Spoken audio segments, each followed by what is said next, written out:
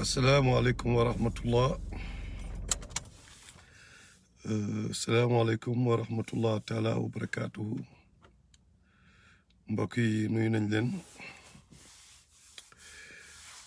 ku ci nekk ci turam ak santam donc di leen jaajëfal di leen masaw fitnawu coronavirus bon thème mu tey bi moom ça va porter sur parce que bon am na benn vidéo buy circuler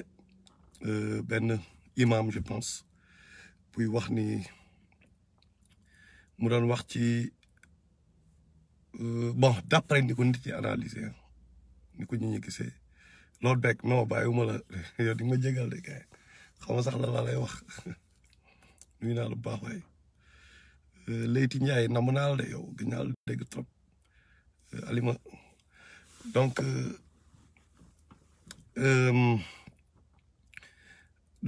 dafa am lu mu expliquer dafa am lu mu par rapport ak koor gii di ñëw mu ne que bu docteur yi waxee la wax docteur yi waxee ni peut-être bu ñu wooree nit ñi bu ñu wooree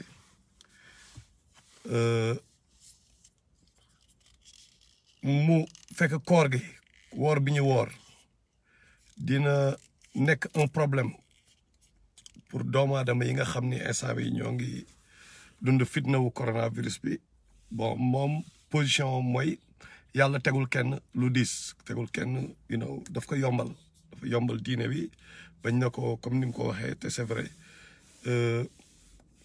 suuratul baqara yàlla nee na bon même bon amin yàlla wax na ko xaalis si rasulullah sallallahu alayhi wasallam wax na ko defe naa koo xam ni da nga feebar ku feebar may nañ la quand même nga bañ a woor loolu mooy dëgg ba après boo wëree nga kii xam nga donc am na ay exception daal par rapport ak ñi koo tegu seen kaw du dëgg donc man bi ma déggee rumeur yi ñëpp bon ñu bëri commencé naan way kii bi gars yi dañoo bëgg def comme ni ñu def jumaa yi expliqué après bon dama déglu ji vidéo bi mais je pense que nit ñi comprendre ñu li mu wax parce que nous nous mettons tellement sur la défensive par rapport ak lu bëri diine bi moom bu nit laalee sax parfois émotion la ñuy demee du ñu réfléchir bu baax xool kii li mu wax lan la wax parce que bon au fond li mu wax da c'est clair quoi moom dafa ni li mu wax léegi ni dafa leer bon pour ñu gën ko leeral peut-être que c'est vrai que bu nekkee koor gi ñëw na bon mais ça va pas être un truc collectif quoi que sénégalais yëpp mais peut-être au niveau individuel mu nekk par exemple bon loo xam ne dina lor virus bi comme moom exemple bi mu joxe dafa ne cas bi mu joxe mooy ndox bu tàng bi nangam yooyu ay cas exceptionnel la ça vraiment du loo xam ni par exemple dafa appliqué wu fii quoi boo xaw ma nag lan moo ko wax loo je sais pas mais pour man li mu teg c'est des ay benn cas bu exceptionnel la quoi xam nga mais loolu bon pourquoi mu am solo ñu wax ci pour que nit ñi sóoraale xamuñu virus bi day muté virus bi day muté dafay changer benn instant xamuñ suba lan ban mutation mooy am te tamit dañu fàttali nit yi ne rasulullah sallallahu alayhi wa sallam nee na jamono dina ñëw fitna yi par exemple benn fitna bu ñëwee comme fitna coronavirus beneen fitna bii di ñëwaat day mel ni coronavirus du dara xam nga moom moo ko wax quoi nee na fitna yi ni muy tegaloo côté fin du monde te signes yaa ngi fi quoi signes yaa ngi fi signes yi waxoon na yëpp presque gis nañ lépp léegi peut-être Dajjal rek la ñuy xaar ak xam nga ñoom ak kii Isa ibn Maryam ak yooyu ak bon yeneen yi si topp n'est-ce pas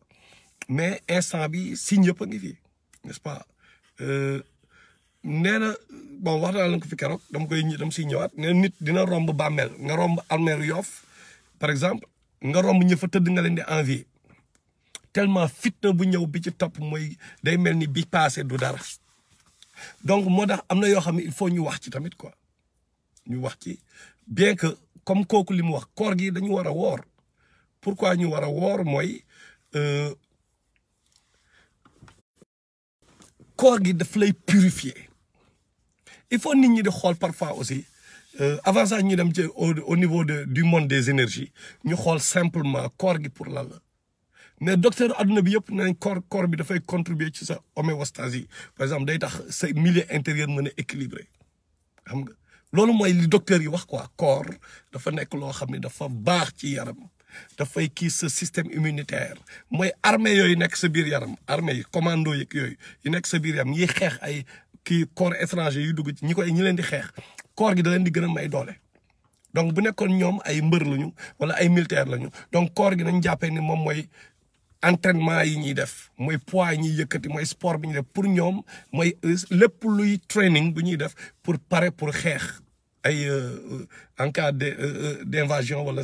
benn ay nit di jëm a attaquer Sénégalais pour damay doon langage bu simple quoi xam nga corps day def loolu léegi nag spirituellement aussi il faut que nit ñi comprendre une réalité qui est là mooy xam nit ñi dañuy wax waaye yow gars yi vaccin bi dafa mel ni kii bi dafa xaw a faible nit ñaa ngi wax waxi nouvel ordre mondial n'est-ce pas ñu ne waa nouvel ordre mondial expliqué mais li ma bëgg nit ñi comprendre ko mooy waa nouvel ordre mondial bon di wax naa la ko c'est trop tard quoi c'est trop tard instant bi feebar bi am na ba pare il faut ñu xool lu ñuy def mënatuñu regrouper wu mënatuñu booloo quoi xam nga mënatuñu regrouper parce que loolu dafay yombal coronavirus bi mission am mënatul nekk ok dinaa ñëwaat ci kii bi nii walaay terminé ci affaire imam boobu la affaire koor gi ok mais damay expliquer de manière générale fi nit ñi war a concentré wu c'est trop tard il faut ñu xeex mbir mi ñu confiné wu pour xeex mbir mi mais bu fekkee virus bi coronavirus bi ci laboratoire yi lañ ko defaree waa nouvel ordre mondial nekk ci ginnaaw il faut nit ñi comprendre lan mooy plan bi derrière gars yi nañu réfléchir ci benn mbir yàlla dafa ni dem leen ngeen aji foo leen mën a jóge ci àdduna bi ah dem leen ngeen di daje ci këram boobu noonu mooy néegu yàlla boobu mooy premier néegu yàlla bi mooy Makka mooy dem leen ngeen daje foofu chaque année ngeen def tuuru Kaaba gi ngeen def tawaaf tuuru Kaaba gi pour lan pour ngeen purifier wu pour ngeen purifier wu ku purifier wu pour lan mooy ku impur mooy purifier wu n'est-ce pas mais dafa waxul ne Eli Sall nuyu naa la waxul ne Eli def ko lundi après cheikh bi def ko mardi non dafa ni benn instant umma bi yëpp ñëw leen bu nekkee les conditions sont réunies pour que ngeen aji Makka mais lan mooy objectif bi lan mooy plan bi derrière il faut que les gens comprennent une chose mooy gis nga dafa am lu ñuy woowee ay vortex dafa am ay kii yoo xam ni par exemple ay kii énergétique la ay buntu laa ko mën tuddee xam nga yoo xam ni ñoom ñooy connecté nit yi ci yeneen dimension par exemple mooy nekk ay buntu yoo xam ni moom mooy nekk mooy ubbi par exemple ñun suñu monde ak monde jinne yi par exemple dina am ay vortex yooyu jaar peut-être bon c'est monde énergétique la xam nga am na yoo xam fa ngay jaar pour Rasulullah sallallahu alayhi wasallam pour mu rañaani il faut mu jógee baytil Makka mu dem pa baytil Maqdis mu soog a mën a yéeg les voies d'ascension parce que foofu tamit dafa am vortex foofu la ko Abraha jël na Abraha bu foofu bàyyi fa Abraha après jël ascension mooy mirage bi ay vortex la yoo xam moom lay jël pour ascension mën a am n'est-ce pas léegi nag Kaaba gi moom ñëpp leer na ni ba ñu xoolee le chiffre d'or bi nga xam lépp lu rafet ci àdduna bi yàlla moo ngi ko defaree chiffre d'or boobu 1,618 boobu boo leen xoolee même la Joconde peinture boobu ñu kii boo gisee kii dimensionnement yeeg yooyu chiffre d'or bi mooy ñëwaat xam nga boo gisee yàlla même bi muy wax ci naan kaaba gi bàkka bi mu naan màq mooy affaire Idrissa Seck boobu rek bi mu naan woy bàkka la ñuy yàlla bon lu mu tuddee aaya bi mu ne bàq loolu mooy kaaba gi ba muy kii màq mu ne foofu mooy bon joxe indication ne màq mooy këram bi foofu la nekk xam nga kii yàlla bi mooy kaaba gi ak li muy représenté mais bu ñu calculer aaya ñu diviser ko chiffre tout le temps c'est y a des calculs yoo xam ne du ay hasard quoi chaque fois moom mooy ñëwaat je sais pas la moo tax connexion bi di low di dem di low di ñëwaat xaw ma ndax yéen a ngi may dégg ok maintenant loolu dafay lan lay wone que lépp dañ ko calculer yàlla daf ko calculer mais léegi nag bu ñu calculer loolu tamit ñu xool par rapport ak position kaaba gi mën nga def ay recherche ci internet bi di ngeen gis kaaba gi mooy centre de la terre mais nee nañu aussi malaaka yi dañoo am seen seen kaaba bu tudd Beytil Mamour bu ñu ko bàyyi woon mu daanu ci kaw kaaba bii lay dal directement suñu kaaba bi nekk ci kaw suuf ñoom Diouf Mamor ñooy borom xadis yi ñoom xam naa ñooy gën a mën a confirmer wala infirmer loolu n'est-ce pas d'après li recherche yi ñu def loolu la ñu wax n'est-ce pas léegi nag lan mooy jóge ci kaaba gi loo xam ni nit ñi moo leen war a purifier parce que bu ñu fa ñëwee duñu julli affaire non dañoo wër kaaba gi donc am na ay radiation ay forces électromagnétiques yu fay jóge yoo xam ni mais dafay purifier doomu aadama bi fan la koy purifier xam nga nit dafa am lu ñuy wax le troisième œil mooy boo leen xoolee def leen ay recherche keroog maa la koy am lu ñuy wax épiphyse moom mooy la glande pinéale ñi def yoga am na ñoo xam dañuy wér ñooñu di kii noonu di dem yenn dimension yi en fait benn kii la benn glande bu tuuti bu nekk ci biir cerveau bi bu tudd glande pinéale xam nga glande pinéale boobu moom la ñu génération yu njëkk ya ñoom ñëpp dañ ko am la ñuy wax pomme de pin da ngay gis waa Égypte dañ ko yoroon dañ ko représenté partout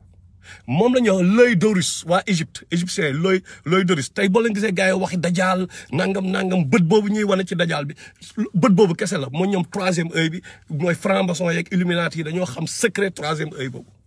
xam nga secret bi ci nekk ñuy nelawal nit ñi ci lu bëri xam nga donc tout se passe amin lépp luy am c'est par rapport à ce troisième œil là xam nga moom mooy pur moom lan ak li ñuy wax plexus solaire bi parce que plexus solaire xam nga dañu ne yàlla dafa naan lekk leen lu xalal manger des nourritures xalal pour ngeen purifier wu mais après léegi réaction yi anabolisme yi catabolisme yi amin dégradation ak synthèse yi mais bu amee ba pare neer yi bu ñu yóbbu affaire dafa am foo xam ni même ñiy def chakra yeeg yooyu dafa am li ñu naan mooy genre nee nañ benn carrefour la bu ñu tuddee le plexus solaire au niveau de l'abdomen fii la nekk boo gisee dafa mel ni benn compteur sa kër nu fil yi di jaaree nga am benn lampe fii am benn résistance fële après nga branché ay affaire amin télé bi fële ni muy demee plexus solaire bi noonu la mel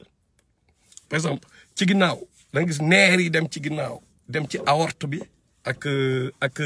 colonne vertébrale bi plexus solaire bi mooy carrefour bi muy jógee ci ginnaaw donc moom loolu lay gérer n'est-ce pas ci kanamam moom mu gérer stomac bi ci suuf mu gérer pancréas bi ci kaw mu gérer diaphragme bi ak foie bi moom mooy di ramifier donc lépp luy ñëw comme lu xalal li ngay lekk dafay jaar par plexus solaire bi donc plexus solaire boobu bu nekk ay énergie positive ñoo fa nekk après nit ki da ngay équilibré et tout mais dafa am connexion ak corps gi aussi nit ki bu wooree xam nga donc pour revenir ci kaaba gi donc am na ay radiation yu fay génn maintenant ñoom comme ils ont très tôt compris ça comme par hasard dem ngeen wetu Colobane gis ngeen fa li ñuy woowee place de l'obélisque mais comment ça se fait que mais adduna bi yëpp am ay obélisque quoi adduna bi yëpp def nañ fa obélisque ba bay daw fi ñuy sànni xeer la boo ajee ñuy sànni iblis di nga fa fekk ay obélisque ils ont te Rasulullah sallallahu alayhi wa sallam ba leen fàtte xam nga am na benn kii bu muy wax yal na yàlla kii kàllaa bénis yal na yàlla bénir suñu Yémen ak Cham la woon saxaaba yi ne ko waa suñu Najd nag mu ne non yal na yàlla encore mu tànk bi yal na yàlla bénir suñu Cham xam nga mu ne suñu Najd nag troisième fois mooy leen Najd bi fi biir Arabie Saoudite foofu noonu mu ne fa la corne bi diable bi fa lay génnee donc même foofu y aura ñu bàyyi ci xel y aura des trucs qui vont se passer yoo nar a jógee biir Arabie Saoudite n'est-ce pas par rapport fan la kii mooy boo leen xoolee obélisque boobu gis naa ko quoi man gis naa image yi am obélisque quoi donc obélisque bi nekk Colobane am na fépp donc d'après recherche yi ma def ndekete obélisque yi la mooy seen job ay sànni jamra merci Alima ay sànni jamra da nga gis obélisque foofu yu ndaw boo xoolee obélisque yi dañu jóg ci suuf ci biir suuf mais ci kaw obélisque bi en fait radiation yi jóge ci kaaba gi dafa am radiation yu fay jóge ñoom ils ont très tôt compris dafa mel ni ñu def ay physique quantum physique par exemple di ngeen comprendre par exemple mu simple quoi boo kiiyee sa télévision mais nan ngay ñëwee par exemple ay temps sa rajo laay joxe na ci exemple rajo yéen fàll bu njëkk ba rajo bi bu nekkee jàppul benn fi nga bëgg a jàpp fi nga bëgg a dégloo benn match wala loo bëgg a déglu yaa ngi fal temps yi da nga yëkkati antenne bi boo laalee sa loxo après affaire bi leer donc lan mooy daw foofu xam nga damay simplifier pour que mu bañ a technique trop quoi xam nga mais c'est parce que am na ay vibrations invisibles électromagnétiques yoo xam ni moo ngi daw xam nga ay vibrations ay radiations ay forces électromagnétiques yoo xam ni ñooy connecté jinne yi nag ñoom Iblis monde des énergies monde énergie boobu ñoom la ñuy nekk la ñu dëkk ñoom moom la ñu gën a exploiter mais ils ont très tôt compris bon d'après samay recherche mën ngeen def recherche yéen tamit nag ngeen xool mais li ma ci kii te mu dugg sama xel mooy c'est parce qu'ils ont compris que radiation yi jóge ci Kaaba gi il faut ñu ut benn système bu ñu ko détourner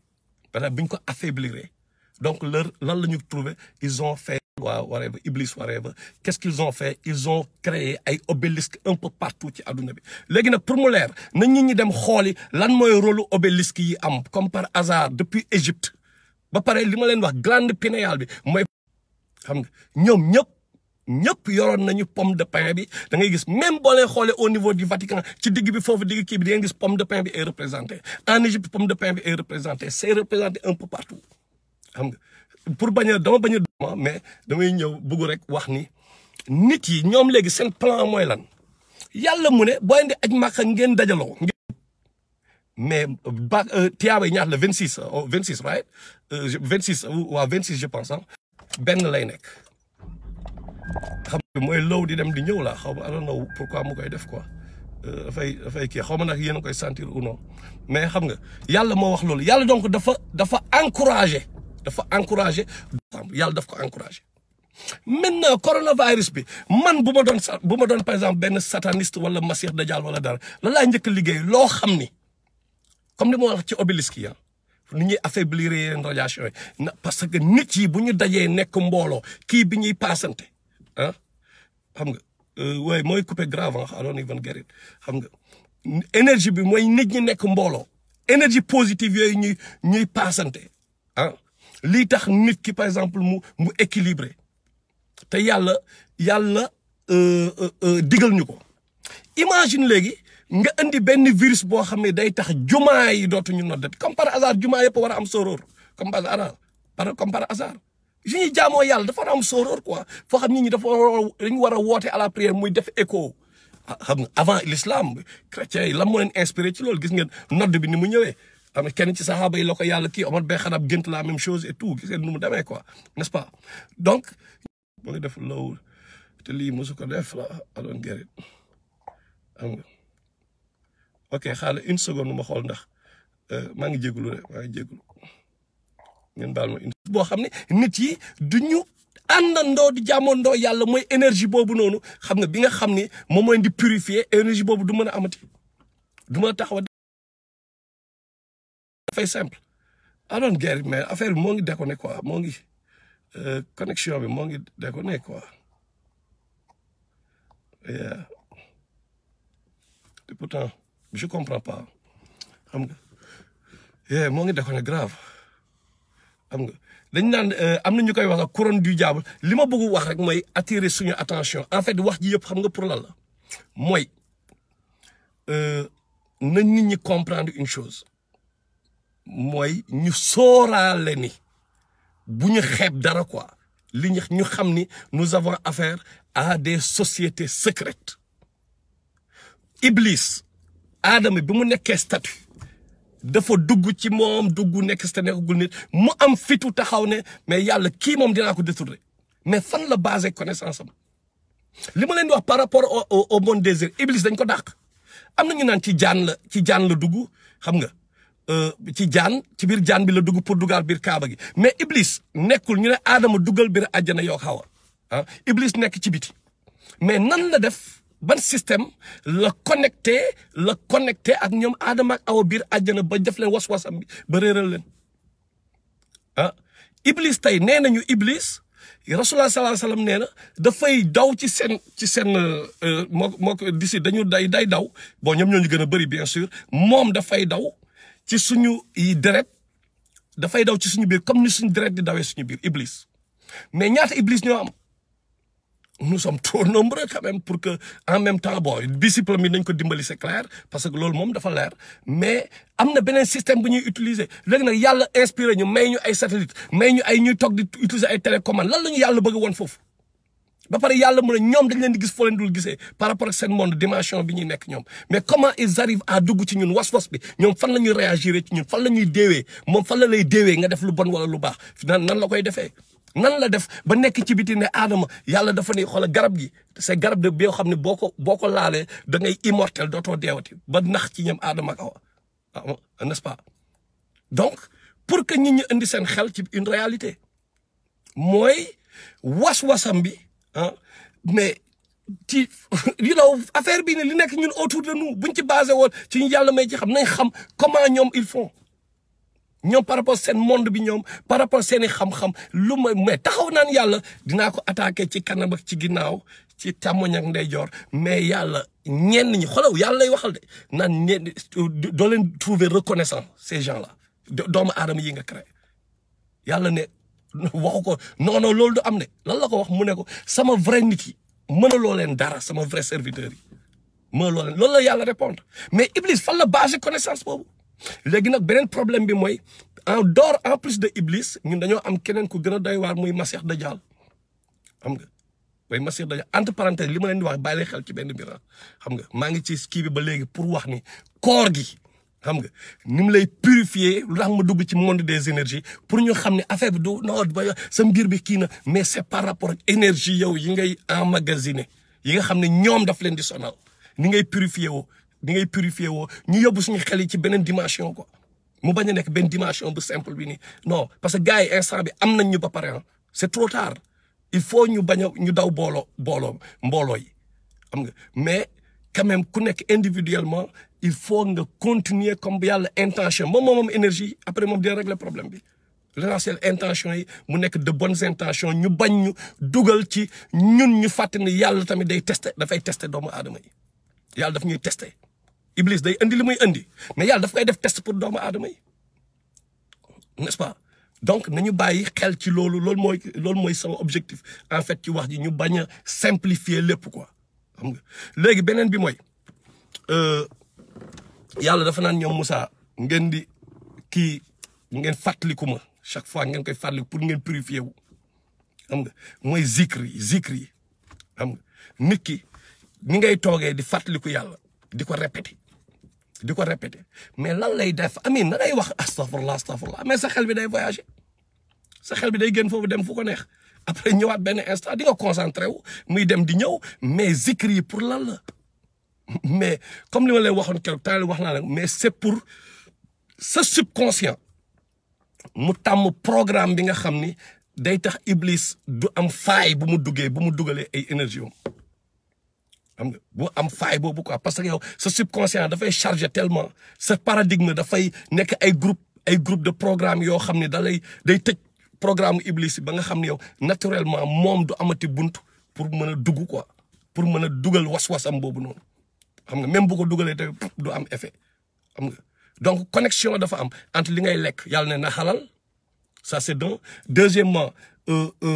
purifier wu leen par rapport ak kaaba gi ngeen dem aji màq mais ngeen julli mais ngeen def ay zikr tamit xam nga gars yi dañu waxante dëgg encore une fois am na ñu bëri waxoon naa la ko keroog fii je pense xam nga détail bu ndaw boo xam ne boo ko laajee sénégalais yu bëri mais lan moo tax Adama ak Awa ñu lekk pom bi lan moo tax ñu génne leen àjjana gars yi dañu naan woy parce que dañoo désobéir yàlla ñu lekk pom bi ñëpp loolu la ñuy wax li ma leen wax dafa am solo moo tax ma koy indiwaat mais yàlla lu tax mu jaarloo Awa ak Adama biir àjjana mais avant loolu dafa ni damay créer un xalif pour la planète Terre mosul wax ni damay créer benn xalif pour àjjana dafa ni xalif pour la planète Terre xam nga loolu la wax donc ce qui veut dire que Adama ak Awa ñu lekk pom beeg ñu lekk pom bi mais planète Terre moo doon seen place quoi fa la ñu ils étaient destinés à la planète Terre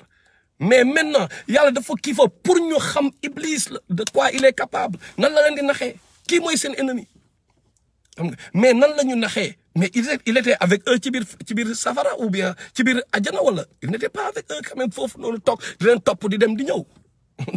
amin wala keneen indi beneen xam-xam xam nga mais c'est parce que il arrivait utiliser ay énergie xam nga utiliser li ñuy def télécommande boobu nga xam da nga koy bës ci télé bi tàq moo tax gars yi dama leen di kii Tesla xam ngeen Tesla le physicien la xam nga dañ ko mujj a rey dem leen ngeen def ay recherche ci Tesla lan la découvrir quoi par rapport à ces énergies là ba gars yi éliminer ko def leen ci recherche Tesla bu leen fàtte xam ngeen kii en Tesla moom il a fait beaucoup de recherche par rapport ak énergie ak yooyu ah pourquoi gars yi éliminer ko quoi comme ni ñuy éliminer ku découvrir vaccin sida ak yooyu comme ni ñu lay éliminer quoi lan la doon nandal nit ñi donc bu leen fàtte Tesla ngeen xool Tesla virgule ngeen def kii comment ça s'appelle encore épiphyse bi moom mooy quantum physique bon en quantum physique tu vois moom fa la kii yoon n'est-ce pas comme ni ko Tamsir waxee mais ngeen xool par rapport ak épiphyse bi quoi mooy glande pinéale bi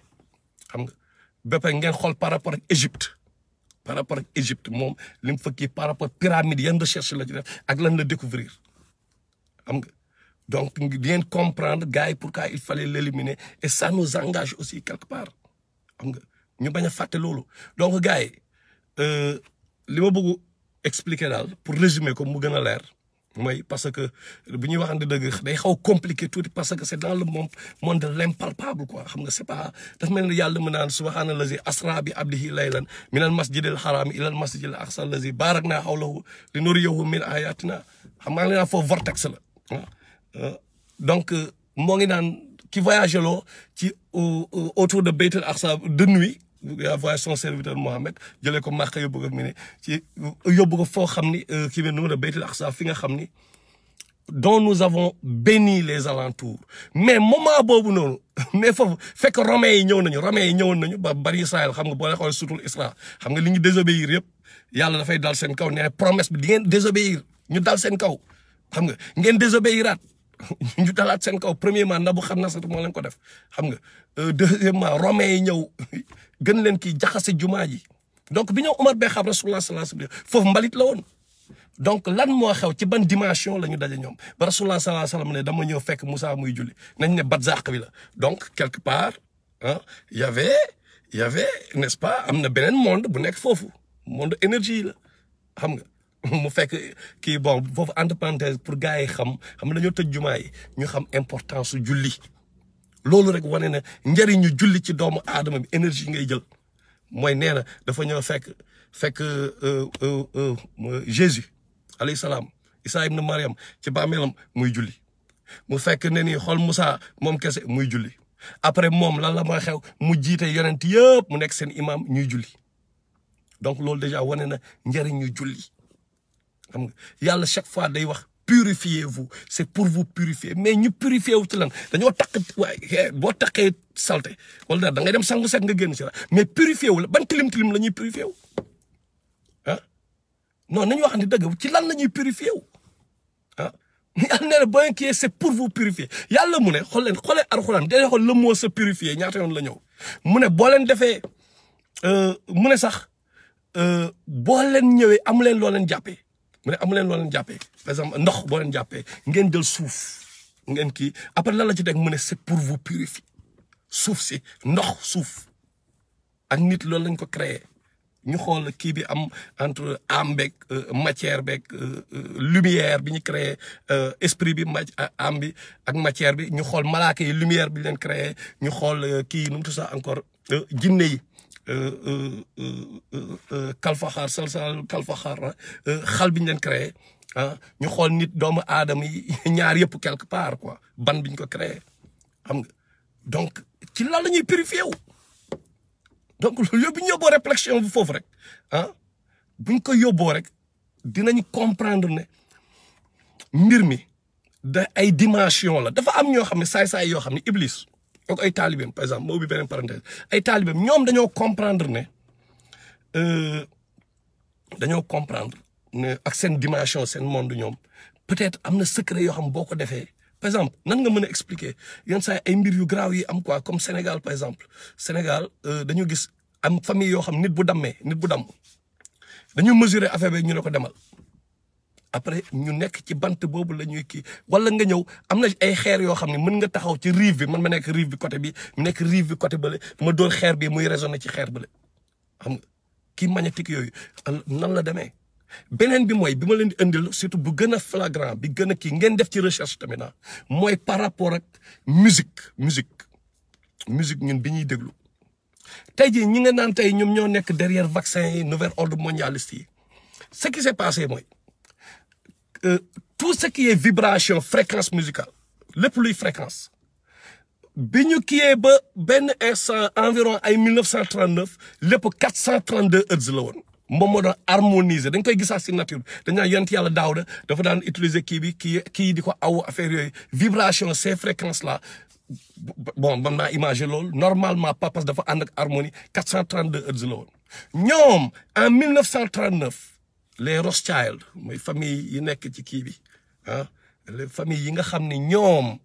ñoo ñëw ne ay juif lañu fekk ay zionistes lañu ne Hitler di exterminer juif yi ñoom ñu financé ko ñoom ñoo nekk ci ginnaaw ñoom ñoo nekk ci ginnaaw libérer esclaves yi mooy railroad underground railroad yeeg yooyu ñoom ñoo nekk ci ginnaaw révolution française ñoom ñoo nekk ci ginnaaw tag ba mu yàgg ne way les minorités ci àdduna bi les minorités ñu ne ñoom dañ leen di jàppale góor jigéen non dañ leen di war a jox seen droit ñoom la ñuy woowee pour la plupart ay démocrates yooyu la ñuy idées yooyu la ñuy dawal quoi xam nga en 1939 da ngay xool aussi ngeen def recherche par rapport ak ñoom kenn si ñoom bu tudd Wiseman xam nga rôle bi mu joué par rapport ak Palestine bon après première guerre mondiale xam nga ni ñu kiyee boobu ba léegi jox Ouganda ñu ne ñoom Palestine game yi ñu play ak ni ñu yore bombe acétone damay jox ay kii nag pour gars yi ñu kiyaal bàyyi seen xel quoi xam nga ñoom sama prof nag bu bindee dama koy bëgg lire quoi ils ont compris que vibration yi boo ko yóbbee 440 hertz maanaam ñu yëkkati ko ak 440 hertz dafay am ay effet ci ndox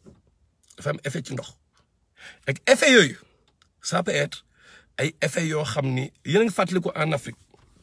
bu ñu daan dem guerre ay dañ daan tëgg tabala yu am basse dëgg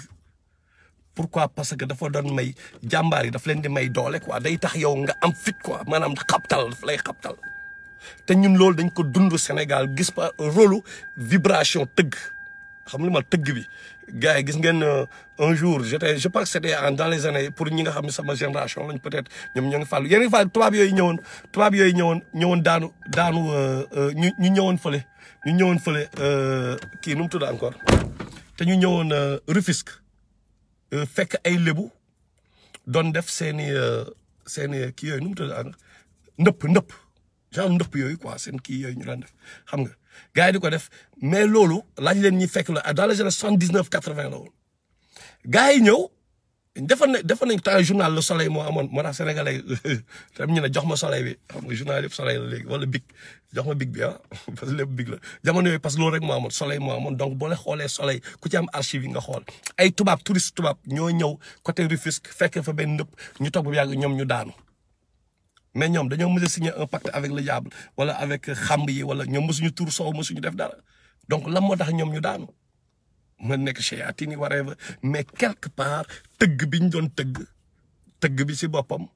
vibration yi moom moo laal dara si ñoom au niveau glande pinéale bi xam nga ñu nekk ci ay ñoom ñu nekk fa di raam dañoo nekkoon ci ay transe kenn mënul comprendre loolu ay touristes tubaab parfois jigéen ñi bu ñuy fecc qu'est-ce qu'ils vous disent laaj leen jigéen ñi xam nga Youssou Ndour dafa wax fecc sabar génn say cër ajajaaduwul mais les femmes te disent que le sabar emporte le sabar dafay emporter benn instant boy li la kii doo ko xam fii États-Unis am na benn boy benn son Tupac la doon déglu Tupac muy koy déglu policier bi arrêté ko mu génne pistolet tiré policier bi loolu fii la amee fii États-Unis après lan la mu ne il était comme possédé quoi sous l'influence de son boobu noonu donc qu'est-ce qu'ils ont fait mooy 440 day xool leen léegi tout ce qui est mooy laa bi do ré mi fa sol laa léegi la 432 la woon gars yi raise ko yëkkati ko def ko léegi la 440 hertz moo sonal nit ñi ci àdduna bi instant bi xam nga te wóor na ma ni man li ma jàpp mooy rasulullah sallallahu alayhi wasallam loolu la ñëw bi ñuy wax musique dafa araam ak yooyu foofu lañ ko tegoon quelque part parce que moom dafa prédire lépp luy ñëw wax na waxi dajal wax na waxi kii xam nga bon ñun nag wax dëgg yàlla dama leen nëbb de instant bi ñoo ngi ji liggéey waa 313 xam nga araam na c'est clair mais bon instant bi moom dañoo nekk un peu ci benn situation bu doy waar xam nga gars yi ñun dafa am fu ñu jaar daal ci suñu bopp lañ ko xool bu ñu demee bay gëstu ci diine bi peut-être ce qu'on s'est dit man ak Iba mooy booy ñu fexe booy ba gars yi concentré wu si paroles yi quoi que nit ñi par exemple bu ñu ñëwee ñu wax leen parce que affaire équilibre la quoi xam nga affaire équilibre la comme ñun ni ñu daan def yenn fàllu sans commentaire kan mooy dégg sans commentaire bi à part wala man ma ñëw di la waxi safara xam nga may la par exemple safara nii lim lay def musiba fa safara musiba bi quoi xam nga bon wax dëgg yàlla di nga tal leneen quoi lu dul pour man da fexeel ba force bale ëpp doole force au fur et à mesure nag nga rectifier ndànk-ndànk nga indi gars yi ndànk-ndànk parce que instant bi Sénégal gars yi waaraate kat dañoo waaraate bay bëgg a dee gars yi wax nañ bay bëgg a dee boy yi di gën a nekk ci yu kenn xamul léegi jigéen ñi ñooy tàcc góor ñi di fecc benn instant parce que waaraatekat yi duñu leen làq ñoom langue bi xale yi dégg il faut nga làq leen xale langue bi ñu dégg moo leen làqee langue bi ñu dégg am na benn waay benn ñu bëri ñoo xam duñ déglu musique ah daawuñ déglu musique xam nga mais benn instant ñun lañ rek lañ mës a déglu benn instant ñun la ñu mës a déglu bon je dis encore une fois man dama jàpp dama leen di wax dëgg musique bi dama jàpp dafa araam xam nga mais ci lenn laa basé par rapport ak contexte bi may waxee 313 bi mooy rasulullah sallallahu alayhi wa sallam dafa ne boo lii parenthèse la dafa ni saxaaba yi mooy bàqoo say maam mu ne leen bàqoo di def say éloge maam loolu daf ko tere julli umma bi xam nga n'est-ce pas maître Diouf Mamor daf ko tere woon mais bi mu conquérir Makka waa Makka dañu soog a dugg ci l'islam seen iman dafa faible mais biñu demee di attaqué Hawazin yeeg waa Taïf mais gars yi pour la première fois ñu wóolu seen bopp pour la première fois ñu defal nag ñoom ñu fàttali ne victoire ci Allah lay jóge du si ñoom lay jóge ñu dem ba ci digg kii bi yàlla mu nga leen ko wax naan leen jour boobu tiit ngeen ba seen xol yi tuuti mu fëll seen gorge yi ndax gars yi dañ leen teg embuscade mais rasulullah sallallahu alayhi wa sallam lan la def dafa ni man maay sëtu Abdel Moutalib loolu fen amu ci non dafa ni man maay rasulullah sallallahu alayhi wa sallam loolu fen amu ci mu ne mais tam man maay sëtu Abdel Moutalib donc moom moo ngi kiyee Abdel Moutalib affaire boo xam ne daf ko tere woon nit yi xam nga mais parce que ñooñu seen iman dafa faible dañu soog a tuub même par rapport bi mu leen di jox nag yeeg gëléem yeeg yooyu ba ansaar yi di jooy di kii foofu naan waaw ñun bi muy metti ñun ñoo nekkoon nag moom léegi nag mu dëgër moom mu ñëw jox leen alal ji yëpp mu jox leen ko butin bi yëpp mu jox leen ko xam nga ansaar yi ba rasulullah sallallahu woo leen wax leen lan moo gën ñoom ñu ñu bëgg ay nag ak ay gëlëm yéen ngeen ñu bëgg rasulullah sallallahu alayhi wa sallam Médine ba ñuy jooy ba seen sikkim yi tooy xepp affaire yooyu xam nga donc je dis pas que nag dañu wax dëgg ah dama leen wax dëgg nekkuma fi di jéem a nag daganal lu kii c'est juste par rapport à un contexte dama ne loolu moo xew man laa gëm mooy Illuminati mooy les sociétés secrètes dañu jaar ci musique bi yokk nañu affaire bi en 1939 lañ ko yóbbu def ko 440 Hz xam nga 440 Hz yooyu nag dafa am effet kaa ñu waxante dëgg suutul baqara yàlla dafa ni yéefar yi dañu bëgg seen taaxut bi seen mooy waa Quraysh ak ñooñu di gëm idole yi comme ni ñu war a bëggee Allah mbëggeel bi nga war a jox pour Allah bi nga xam ne Allah rek moom moo yelloo mbëggeel boobu genre feeling boobu sentiment boobu noonu da ngay gis ñu koy kii ci musique bi genre mbëggeel boobu parfois am na ñoo xam seen sëriñ lañ koy jox am ñoo xam ne mais ben non la musique adoucit le cœur gars là mais nañu xam ni musique bi dafa bokk ci les armes redoutables yi nga xam ni moom la nouvel ordre mondial si di utiliser. léegi nag pour terminer li ma jàpp mooy xam nga yeneen fàll Ibn Siyad la woon xaw ba kooku ñu ne woon Ibn Sayad defe naa ki ñu ne woon moom mooy Dajjal jamonoy Rasulullah sallallahu alayhi wa sallam ba Umar dem ba ko rey mu ne ko Rasulullah sallallahu wax ko lu am solo ne ko bu fekkee ni moom mooy Masih Dajjal yow mënuloo ko dara yow du yaa koy rey mais bu fekkee ni moom du Masih Dajjal rey nga un innocent xam nga mais léegi lu ñu amal solo mooy Rasulullah sallallahu daf ko ni mënuloo ko dara moom Ibn Siyad mënuloo ko dara du yow yaa koy rey ce qui veut dire que adduna bi fu ñu toll nii ku nekk day jéem a rek am tiyaaba ci situation yu demee ni comme coronavirus bi da nga ciy jéem a am tiyaaba mais Rasulullah sallallahu alayhi wa sallam du wax muy deñ dafa am yoo xam dañ ko décréter ba pare comme yàlla ni mu nee wàcc leen ci suuf Iblis ak Adama ak aw ñun suñu biir ennemis les uns des autres décret divin la noonu mooy am Rasulullah sallallahu alayhi wasallam nee na Damas le Jésus di ñëwaatee fa lay wàccee expliquer process bi yëpp par rapport ak kii nu mu sa encore Imam al Mahdi ak lépp loolu dafay am mais loolu mënul am tant que ñiy jalgati wuñu il faut ñiy jalgati pour loolu mën a ñëw donc am na yoo xam ni mais lan lay nekk test lay nekk pour les gens ku nekk tu dois essayer de tirer ton épingle du jeu essayer de tirer ton épingle du jeu mooy lan situation bu am fitna bu am nga jëm ci am ay tiyaaba jëm ci fexe noo duggee àjjana xam nga loolu moo mën a nekk à mon avis xam nga mais par rapport ak jéem a arrêté fii non li ñu mën a def damay jox exemple bi gën a terre à terre ñun li ñuy wax yëpp li ñuy wax ci gars yi nañu waxante dëgg xam nga fii dañu toog ñu naan franc-maçon yi lii illuminati yi la de ku nekk di wax mais ñun est-ce que dañoo mës a nekk franc-maçon est-ce que dañoo mës a nekk illuminati est-ce que ñun dañoo mës a dugg baleen ma de tëj portière est-ce que ñun dañoo mës a dugg ci seen société secrète yooyu donc ñun lépp lu ñu xam tey jii képp ku toog di wax franc-maçon yi lii ak la xamal ni franc-maçon yi ñoo la ko wax ñoom loolu lañ bëgg yow nga wax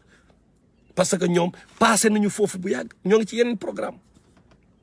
bi ñuy wax fii coronavirus ñoo ngi ci yeneen programme xam nga donc ñoom lépp ñun lu ñu xam si ñoom mais ñoom ñoo ñu ko wax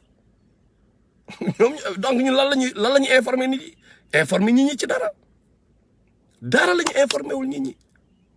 donc leen la comme li ma ko wax on essaie de tirer noo ku nekk na nga fexe am ci ay tiyaaba fexe noo duggee àjjana mais dafa am loo xam ni mission wu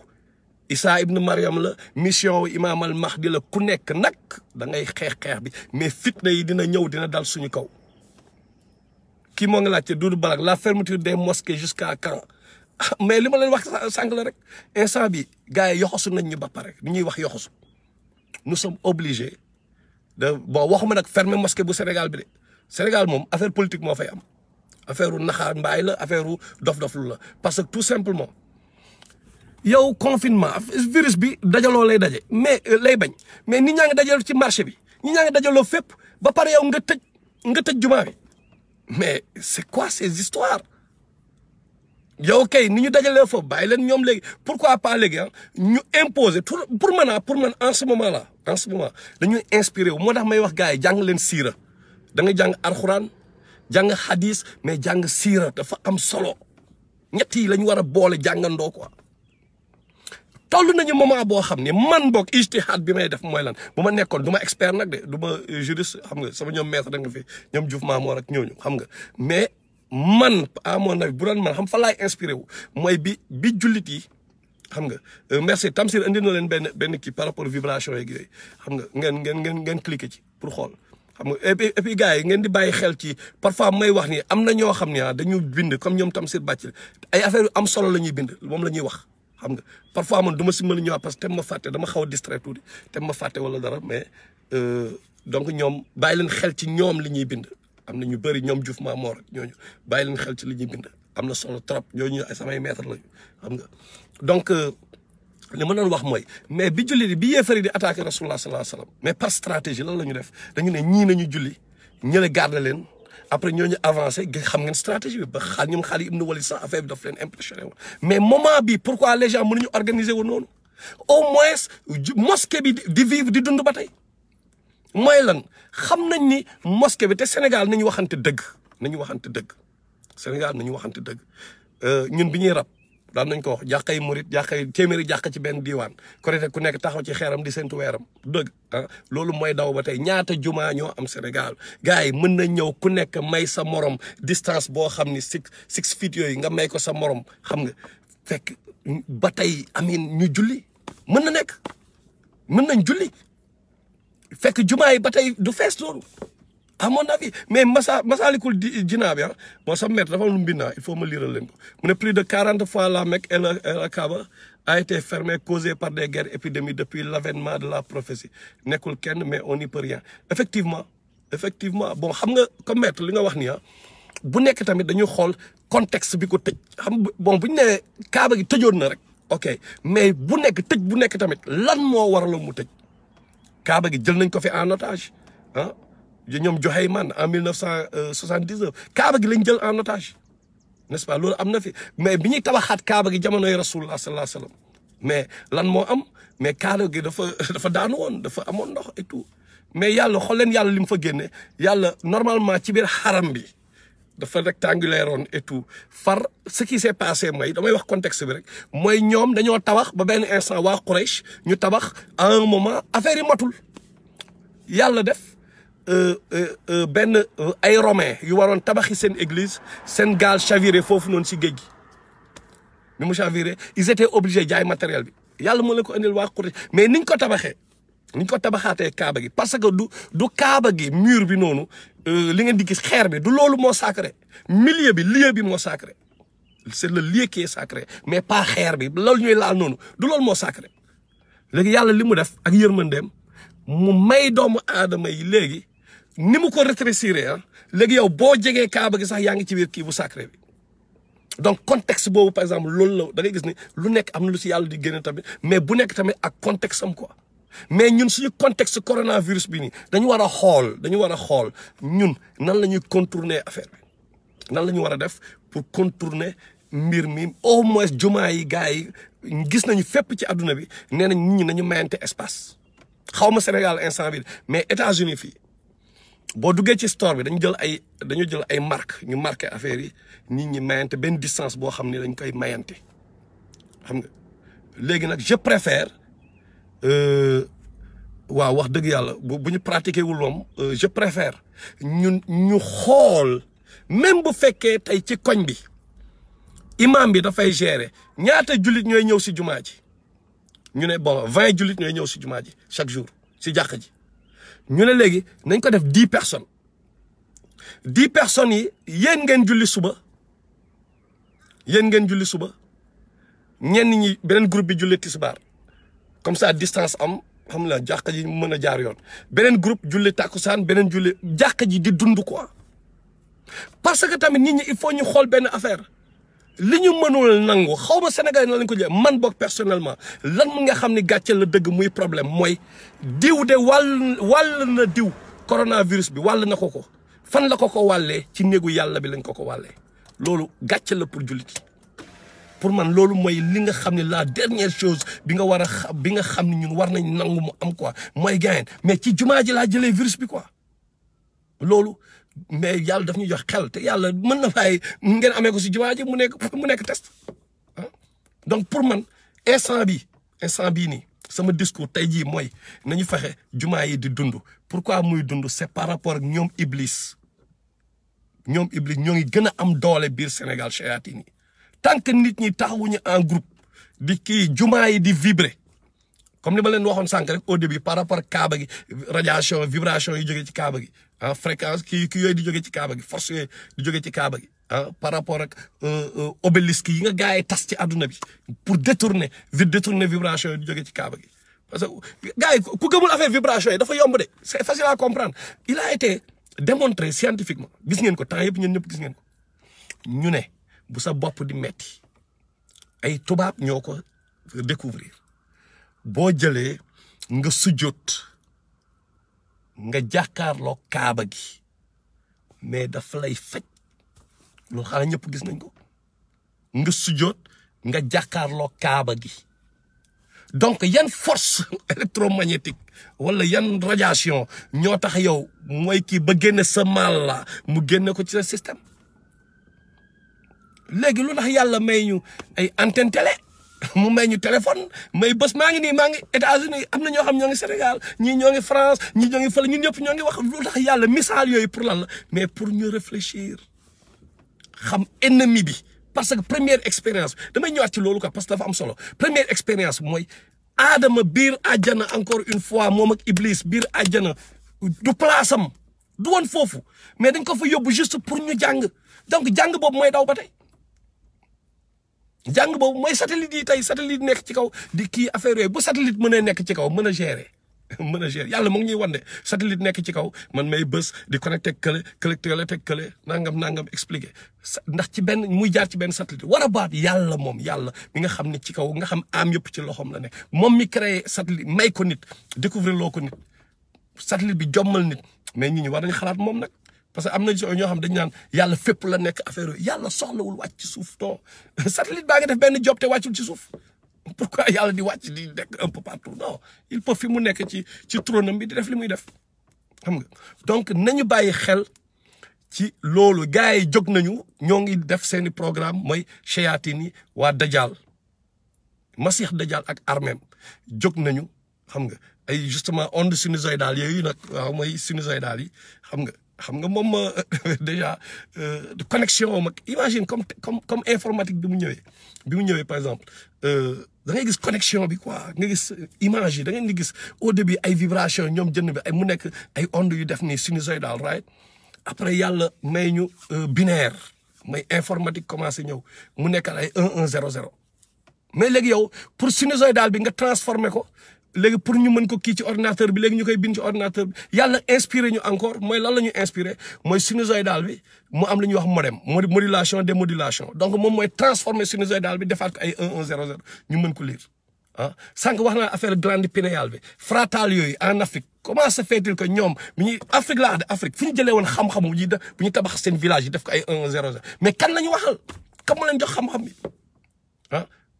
kam ma leen jox xam-xam bi yooyu yëpp c'est connecté li may wax ni peut-être di nga sentir un peu ba tëb fii dem fe mais tout est connecté c'est ce que je veux dire mooy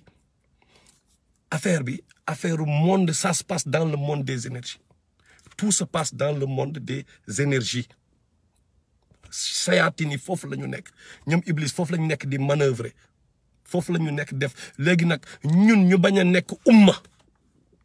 seetlu leen Iblis chaque fois plan wam mooy nan lay diviser gars yi seetlu woon parce que mais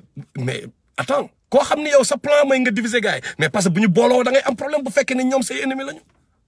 ah bu nekkee ñoom say ennemi lañu mais donc ñoom regroupement si jumaa yeeg regroupement yi ñuy toog di jaamu yàlla mais c'est quelque chose loo xam ni moom arrangé wu ko donc bëggul ñu nekk benn umma ba jox leen exemple bi gën a patent gis nga gars yi kaan ñu calculer benn affaire rasulullah sallallahu alayhi wasallam bu doon Sénégal ñu ne yàlla na yéex ñu ne xalif général tel tarixa par exemple génn àdduna léegi nag ñëpp nit ñi au lieu ñu gérer nuñ ko war a suulee maanaam ñu gérer cercueil bi gérer janaasa bi gérer affaire yooyu gars yi nekk fa naan waaye ñu daje naan man maay nekk xalif ku nekk ñuy xëccoo man maa koy remplacer kii ne maa koy remplacer que leen non maa koy ñi nekk foofu di xëccoo ku koy remplacer buñ ko defoon Sénégal nan la dañ naan ñii ñoo ñeme yàlla ah nit kaa ngi dee amuñu lu ñuy def lu dul di xool affaire dunia bi ah amuñu lu dul kii naan kat moo koy remplacer ñii ñoo yées bu doon Sénégal ñu suñu culte noonu la ñu jugé right mais les meilleurs élèves la meilleure génération de tous les temps ki gën ci doomu aadama yi mbindeef lépp luy mbindeef ki gën ci mbindeef yi bi mu génnee àdduna Al Abbas nijaayam ak Ali ak Aslam defe naa kenn seen servant yi ñoom ñoo dem gérer ji mais gérer ji sang rasulillah gérer ji enterrement beeg yooyu ñooñu ana ñoom Omar ak ñoom Aboubacar ñoom Saad ibn Ubaada ak Ansaar yeeg mu xaaj fan lañ nekkoon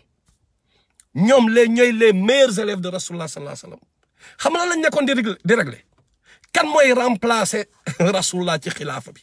loolu lañ nekkoon di lijjanti loolu boo ko demoon Sénégal ñu ne la yaa yées mais ñooñu c'était les meilleurs élèves c'est la meilleure génération de tous les temps radiyallahu anhu wa radu anhu yàlla sant leen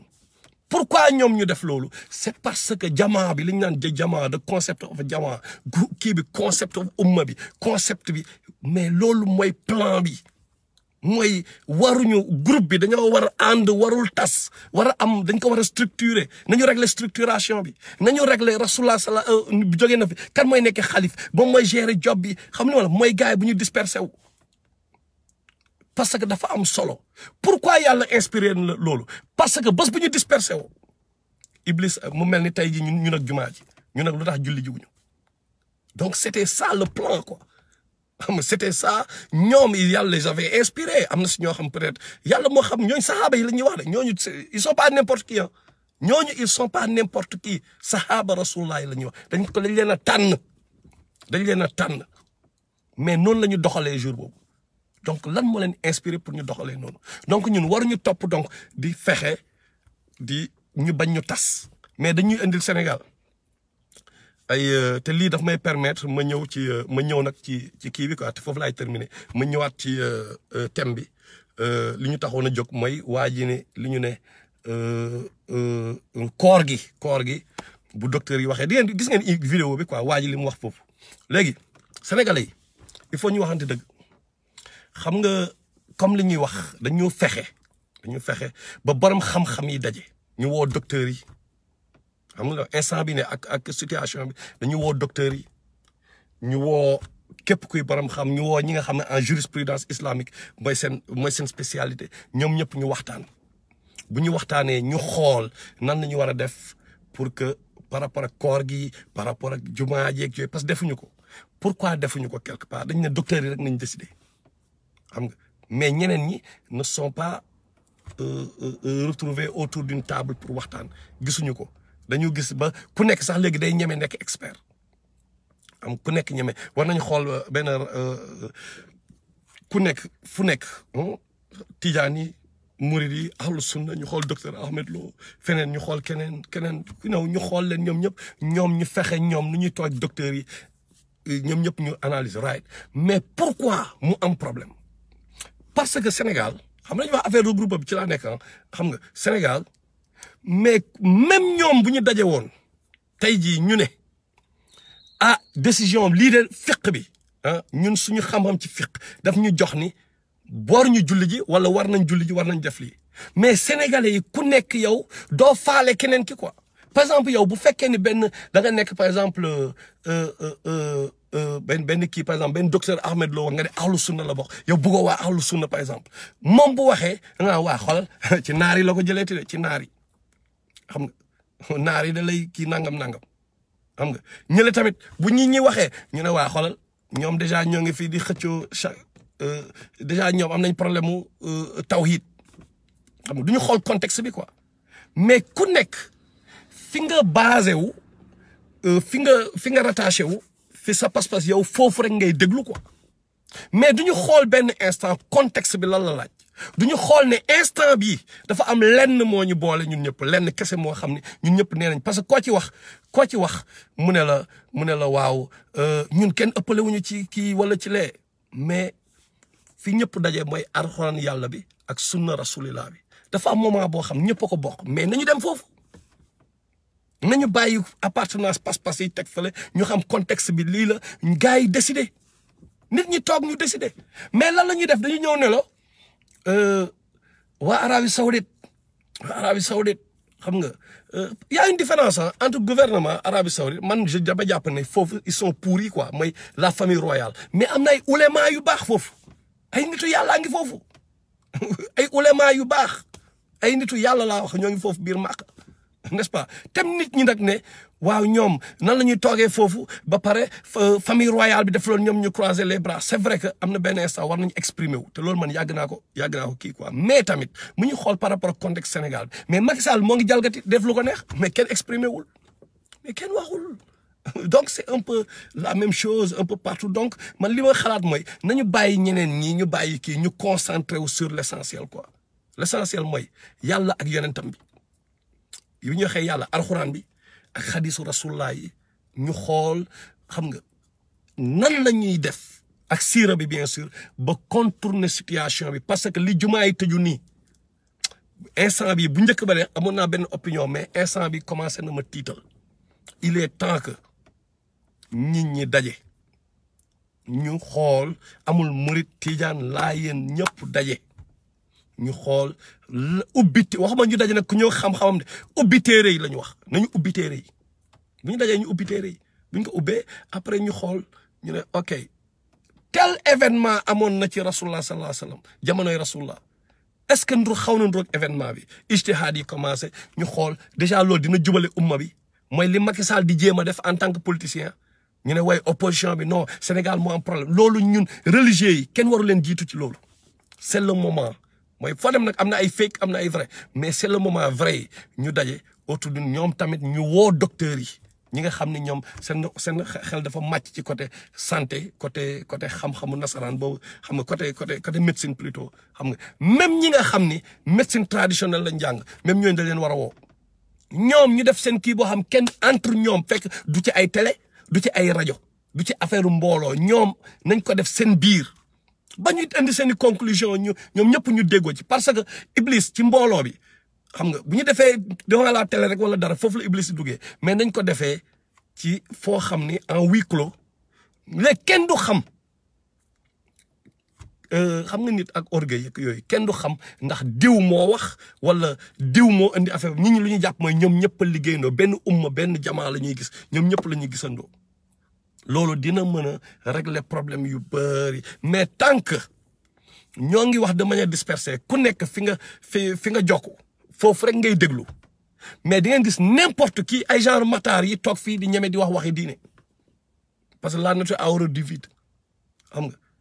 te tey jii day naqari sax nga jëw benn waaye jóge fële koo xam ne sama genre yi ñuy wax mu am ay 179 views par exemple ma gis kenn koo xam ni mais spécialité am diine loolu la jàng toute sa vie muy def benn live ndeysaan mu am 3 views à part ñi nga xam ne sensationnel lañ genre Iran Ndaw yi ñoom dañ ay 400 millions parce que ay comédie la ñuy def mais vrai da ngay gis tout le temps ça fait mal quoi nga gis ñoom ñuy wax mais du bëri ay views ah du bëri gars yi faale wuñu leen quoi xam nga léegi nag loolu dina mën a tax pour revenir Sénégalais yi ñu ñëw ñu booloo ñu xam ni quelque part devant l'essentiel il est temps que ñu bàyyi yenn yi de côté ñu jéem a xool lu yàlla wax ci alxuraanam bi xool li mu wax ci sunnawam bi xool siira rasulullah bi lan la instant bi loolu moo ama loolu foofu la ñu war a dem ci loolu moo jot instant bi coronavirus bi wane na ko wane na parce que tey jii gis ngeen ñoom Zeyda Zaman ak ñoom El Cheikh ak ñoom ñëpp conséquence kese la ay effet la loolu préparé nañ ko bu yàgg moo tax tey ñoom ñu am fitu taxaw fii tey di wax donc il est temps que ñu réformer wu ñu delluwaat ci mbir yi à l'original bi ñu dellu ci original bi fekk nag duñ jiital ay pas-pas parce que fii sénégalais yi ñëpp a gëm yàlla ak yonent bi sénégalais yi dañ bëri yërmande et tout donc pour man foofu la ñu war a delluwaat quoi comme ça tey doo gis benn vidéo kii ne non war ñu woor suba ne non kii war nañu woor non non nañuy liggéey en huis clos à huis clos après ñoom seen i conclusion whatever kii ñu tegal ko nit yi ñu gis leen ñu liggéey même chrétiens yi sax war nañ leen ci boole benn instant am na ci yoo xam ne war nañ ci boole chrétiens yi bu nekkee du côté pas-pas ak carrément quoi xam nga côté li alxuraan wax parce que ñoom gëmuñu alxuraan ñun bon gëm nañ seen bible mais am nañ luñ ci gëmul et tout bon y a ces différences là mais am na si point yoo xam ne ñun mën nañ liggéeyandoo quoi xam nga parce que rasulullah sallallahu alayhi wasallam wax na ko nee na fin du monde xeex bi ñuy xeex ak almalhama bu ñëwee après ñuy xeex ak les armées du mal nee na ñun ak chrétiens yi ñooy ànd xeexandoo ñun ñooy àndandoo ñooy allié wu ay suñuy alliance la ñuy nekk n'est-ce pas donc loolu dafay nekk benn kii boo xam ni xam nga loolu daal laa bëggoon kii maa ngi jégalu nag wax ji encore une fois ma fàttali leen man nag freestyle laay demee mën naa jóge fii dem fee jóge fee dal fële xam nga l'essentiel mooy idée générale bi nañu ñu topp idée générale bi xam nga du ma expert noonu en communication donc moo ngi doon maa ngi leen di remercier yéen ñëpp Pape Mbaye yow yéex nga ñëw de tey nuyu naa lu baax sama